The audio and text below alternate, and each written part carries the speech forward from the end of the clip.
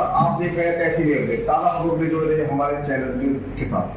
तो अब आज हमारे साथ मौजूद है एमआईएम के उत्तर प्रदेश के प्रदेश अध्यक्ष शौकत अली साहब। हम शौकत अली साहब से जानना चाहेंगे कि अभी कुछ समय बाद जो निकाय चुनाव आने वाले हैं उसमें एमआईएम की तरफ से क्या तैयारियां चल रही हैं? देखिए, हम लोग 1 महीना पहले से हम लोग आवेदन देना शुरू कर दिए और संगठन पे भी जो कमियां हैं उस पर भी हम लोग काम कर रहे हैं। और हमारी जो उत्तर प्रदेश में चारों जोनल प्रेसिडेंट हैं दोनों भी माशाल्लाह काम ठीक ही कर रहे हैं और तेजी से काम कर रहे हैं, ऑर्गेनाइजेशन को मजबूत कर रहे हैं। क्योंकि संगठन मजबूत होगा तो इलेक्शन अच्छा लड़ा जा सकता है, फिर संगठन के चुनाव होंगे। तो अभी हमारा टोटल जो फोकस है वो संगठन पे ही है, हम उस पर मजबूती से काम कर रहे हैं। और आवेदन भी हमारे पास अच्छे खासे आ चुके हैं निकाय चुनाव के लिए, नगर पंचायत, नगर पालिका और नगर निगम में वार्डों के लिए। और इस मरतबा इंशाअल्लाह ताला मुस्लिम लीग में लगाने जा रही है। पिछले इलेक्शन में हम लोगों ने उत्तर प्रदेश में एक सीट पे फिरोजाबाद में हमने मेयर अपना लड़ाया था, जहाँ पर हमें 57,000 वोट मिला था और हम वहाँ लड़ भी गए। समाजवादी पार्टी ने थर्ड पोल किया था, बीजेपी चुनाव जीती थी वहाँ पर। तो इंशाअल्लाह ताला हमें उम्मीद है कि इस मरतबा जिस तरीके से हमारे पास आवेदन आ रहा है, पिछले इलेक्शन में हमने ये चीजें नहीं पाई थी, लेकिन इस मरतबा पिछले इलेक्शन से ज्यादा हमारे पास आवेदन अभी से आने शुरू हो गए। शौकत साहब, आप इस वक्त के हालात को देखते हुए मजलिस को उत्तर प्रदेश में कहाँ पहुँचते हैं, कहाँ है? देखिए, समाजवादी और बहुजन समाज पार्टी या कांग्रेस पार्टी, ये तीनों पार्टियों से यहाँ की आवाम बदसर हो चुकी है। क्योंकि आप देख रहे हैं कि उत्तर प्रदेश हो या पूरे देश की बात करें, चाहे वो देश की पार्लियामेंट हो, चाहे वो टीवी डिबेट हो, अपोजिशन नाम की कोई चीज नहीं है। अपोजिशन के तौर पर अगर कोई पार्टी या किसी पार्टी के राष्ट्रीय अध्यक्ष मौजूदा गवर्नमेंट को घेरते हैं तो यकीनन मैं ये कहूँगा कि उनका नाम बैरिस्टर सुप्रीम साहब है। तो आवाम को उम्मीदें हैं और हमारी पार्टी से एक बड़ा तबका जो हमारे गैर मुस्लिम भाइयों का है वो भी जुड़ रहा है और तेजी से।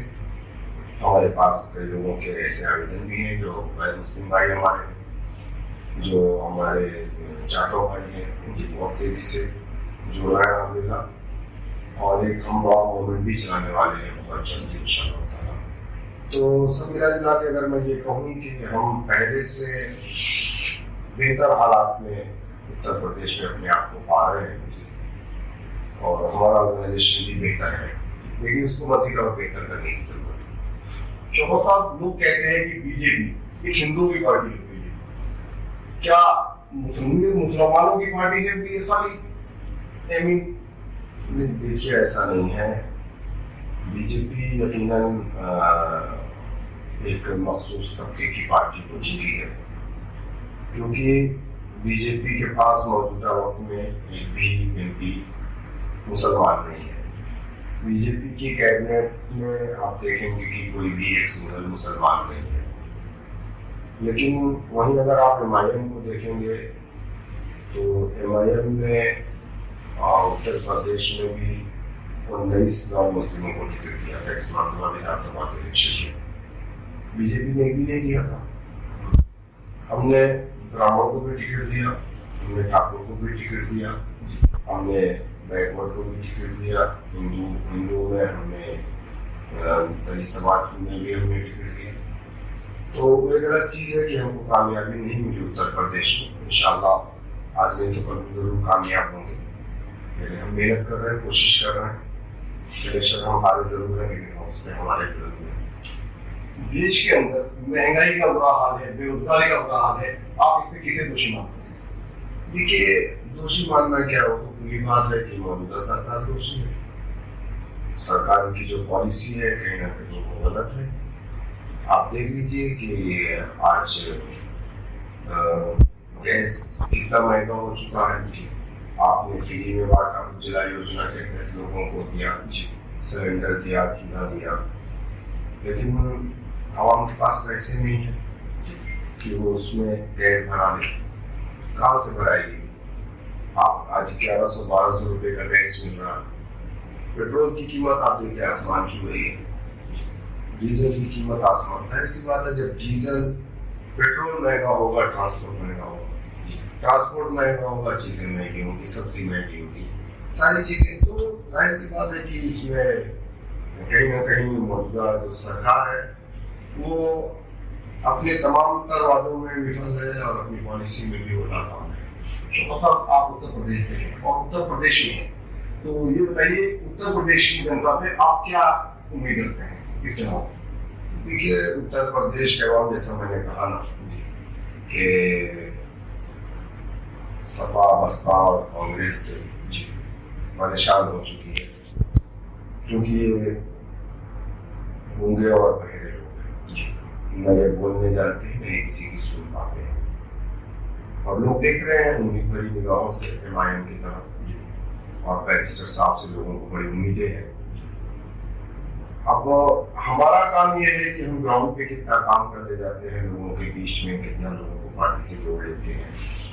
कहीं ना कहीं हमारी कमी है, हमारे जो नीचे के वर्कर हैं, अगर वो अपना काम ईमानदारी से करें तो इंशाअल्लाह ताला हम बहुत जल्द एक एक घर तक पहुंच जाएंगे। अच्छा, उत्तर प्रदेश के अंदर योगी सरकार में मुस्लिम तबका जो है बहुत ज्यादा परेशान है, इसके बारे में आप क्या कहेंगे? देखिए, मैं ये बात बिल्कुल कहूँगा कि इस देश के अंदर एक विधान दो कानून है जी। आपने देखा होगा कि अगर हम सड़कों पे 2 मिनट की नमाज पढ़ लिए जी तो हमारे ऊपर मुकदमे हो गए, हम जेल चले गए जी। और आपने देखा कि मोदी मीडिया ने उसको खूब चलाया, नेशनल मीडिया ने उसको चलाया। मुझे अगर आप दूसरी तरफ देखेंगे कि सावन का पूरा महीना गाजियाबाद से लेकर के गाजीपुर तक उत्तर प्रदेश की सड़कें नेशनल हाईवे को बंद कर दिया गया। उस पर कोई डिबेट नहीं, उस पर कोई हल्ला बोल नहीं, उस पर कोई दंगल नहीं। तो हम तो किराएदार नहीं है ना, हम भी तो इस मुल्क के बाशिंदे हैं हम। लेकिन सरकार, जैसे मैंने कहा ना कि विधान दो कानून, यहाँ पर कानून 2 तरीके के हैं। माइनॉरिटी के लिए एक अलग कानून है, मेजॉरिटी के लिए एक अलग कानून है। और ये नाइंसाफी है, और नाइंसाफी करने वाले लोग ज्यादा दिनों तक नहीं रहते हैं जी। आज नहीं तो कल इनको जाना है। और ये सरकार से सिर्फ मुसलमान ही परेशान नहीं है, सेकुलर ज़हनियत रखने वाला नॉन मुस्लिम भी परेशान है। क्योंकि ये सरकार, जब भी आप इनसे पेट्रोल की कीमत पूछेंगे, डीजल की कीमत पूछेंगे, तभी आपको कहेंगे राम मंदिर, तभी कहेंगे राष्ट्रवाद। तो आप सवाल करेंगे इस सरकार से तो कहेंगे कि आप देशद्रोही हैं। तो यकीनन जो है अवाम परेशान हो चुकी है। अब कितना वक्त लगता है कि अवाम इनको समझ जाए, वो लोग भी समझ जाए जो अंधभक्त हैं कि देश हमारा कहाँ जा रहा है। श्रीलंका आपके सामने है, बांग्लादेश आपके सामने है, जहाँ पर वहां पर भी महंगाई को लेकर के अब इस तरीके के प्रोटेस्ट शुरू हो गए हैं। तो वे दिन दूर नहीं है। आपके देख लीजिए, चाइना हिंदुस्तान के अंदर घुसा पड़ा है, 1000 किलोमीटर तक उसने अपने वहां पर घर बना रहा है। तो सरकार उस पर नहीं बोल रही है, सरकार की उस पर निगाह नहीं है, महंगाई पे सरकार बात नहीं कर रही है। आप सवाल करोगे तो आप पे मुकदमा लग जाएगा, एनएसए लग जाएगा, यूएपीए लग जाएगा, आपको जेल में डाल दिया जाएगा जी। तो कहीं ना कहीं मुझे नहीं लगता है कि ये सरकार से अवाम खुश है। तो एक अलग चीज है कि वो धर्म के नाम पर, हिंदू मुसलमान के नाम पर लड़ा करके सरकार बना रही है, लेकिन ये चीजें ज्यादा दिनों तक नहीं चलने वाली। क्या कहना चाहिए कि लोगों से कि चुनाव जो आ रहे हैं उसमें मैसेज है आपको? हाँ, मैं यही कहना चाहूंगा लोगों को कि जो ये निकाय चुनाव है, इस निकाय चुनाव में आप एमआईएम पार्टी का साथ दीजिए। इंशाअल्लाह ताला हम बेहतर करके दिखाएंगे आपको, और एक विकल्प के तौर पे एमआईएम पार्टी आपके सामने है। समाजवादी को आपने देख लिया, 4 बार सत्ता में रही, बीएसपी को देख लिया, 4 बार सत्ता में रही, आपने कांग्रेस को देख लिया। तो आप एक मौका एमआईएम पार्टी को दीजिए, इंशाअल्लाह ताला हम वो करके दिखाएंगे। हम तो ये नहीं कहते कि हम आसमान से तारे तोड़ करके लाके दे देंगे, लेकिन हाँ इतना हम जरूर कहेंगे कि एक मरतबा आप हैदराबाद मॉडल को देख लीजिएगा कि जिस तरीके से हैदराबाद में हमारे कारपोरेटर या हमारे मेयर भी रहे हैं वहाँ पर, या जैसे इत्तेहाद मुस्लिमीन के एक MP हैं और 7 MLA हैं, जाके हैदराबाद शहर को हम देख करके आएंगे।